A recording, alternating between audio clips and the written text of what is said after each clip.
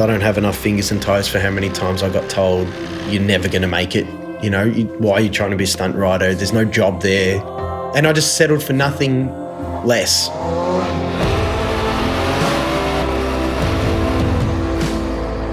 My name's Lukey Luke. I'm a professional street bike stunt rider, a hardcore motorcycle enthusiast and a proud dad.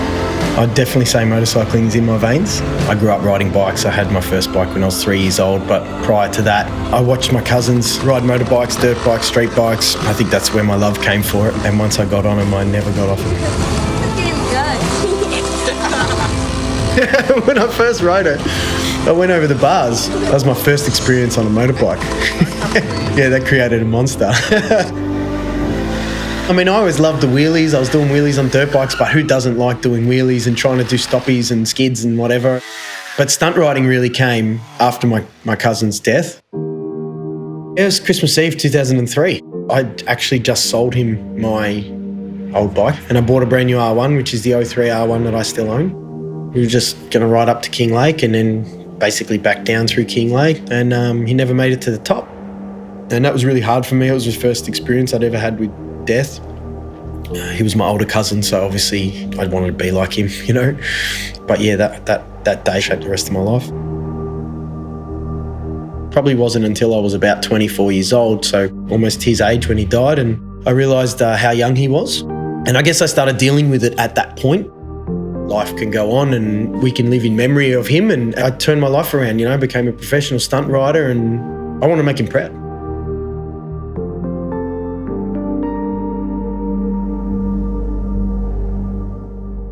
I got an MV Agusta 800 double arbitale. It's like a little torque monster. I love it. It's an incredible bike. It's a triple cylinder, very torquey, very bottom and mid-range, fun, nimble bike to ride. I love it. Italian rider, he's on the Italian bike, and it's a perfect fit.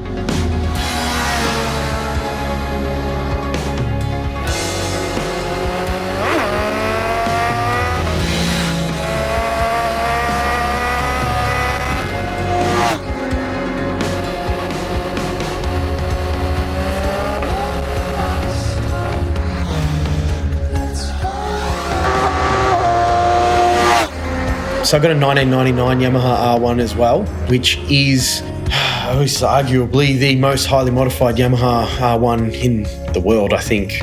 Basically fully carbon fibre. It's got David Jeffries' Isle of Man winning race radiator from 1999. It's got Andrea Dovizioso's 2009 MotoGP brake calipers on it. The list goes on and on and on and on and on. I always want to open a motorbike garage and facilitate a life after stunt riding and a life that I love, you know, working and building on motorcycles.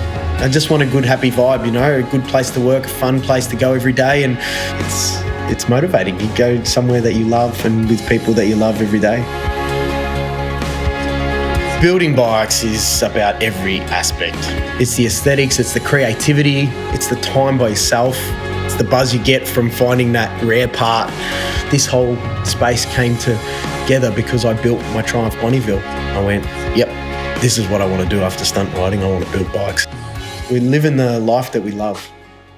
When I started, I just wanted to be a professional stunt rider. And now I guess my goals are more selfless. The day my son was born was the best day of my life. It was instant love. He just fit my life perfectly immediately. I ride bikes less, but I'm okay about it. You know, everything becomes a little bit more balanced. I just want a good, honest living and the freedom to be able to do the things that I love and provide for my family. I love the freedom. I'll ride happy, I'll ride sad, I'll ride angry. It just makes me better. It doesn't matter what mood I'm in. It just, when I'm on my bike, everything else is gone.